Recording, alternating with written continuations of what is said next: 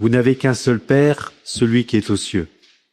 Oui, et ce verset est au cœur de notre liturgie comme de notre vie chrétienne.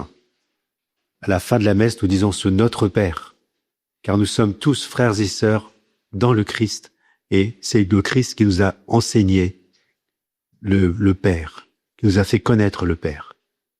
Le Père nous attend dans sa demeure, le ciel, et le chemin, c'est le Christ, notre seul maître.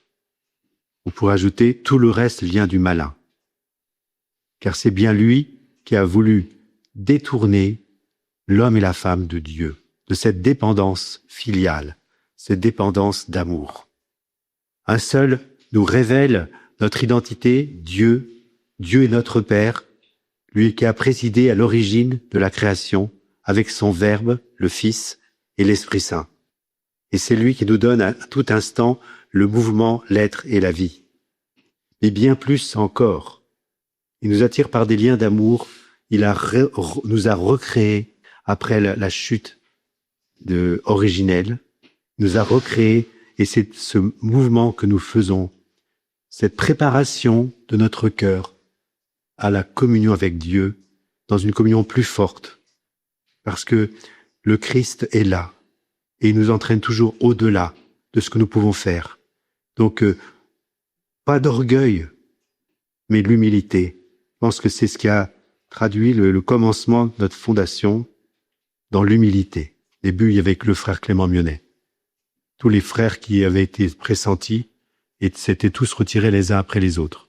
Mais Clément Mionnet a dit non, moi je resterai là. Je serai la pierre que le voyageur, frappe pour pouvoir aller dans la direction. Soyons dans l'obéissance, dans la dépendance de Dieu. Et si nos péchés sont comme l'écarlate, ils deviendront comme la neige, dit le prophète. S'ils sont rouges comme le vermillon, ils deviendront blancs comme la neige. Laissons-nous réconcilier par Dieu. Consentons à écouter la voix de l'Esprit Saint au fond de notre conscience. Peut-être, frères et sœurs, prenez ce temps au début de la journée pour demander au Seigneur, qu'est-ce que tu veux que je fasse? Et si nous avons été contrariés, peut-être que c'était aussi parce qu'il y avait encore trop d'attachement à cette terre. Nous sommes faits pour le ciel. Et nous sommes faits aussi pour vivre, frères et sœurs, dans la charité, dans l'Esprit Saint.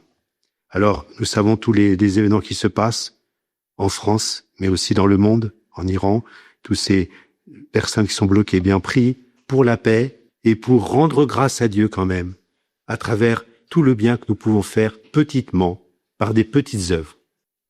Avec Marie, rendons grâce à Dieu et nous pouvons redire, Seigneur, oui, merci Seigneur de nous avoir créés. Merci Seigneur de nous avoir renouvelés dans ta miséricorde et de nous rendre propres à offrir le sacrifice d'action de grâce, vous et moi. Moi comme prêtre, vous comme diacre ou fidèle, eh bien nous offrons le sacrifice d'action de grâce.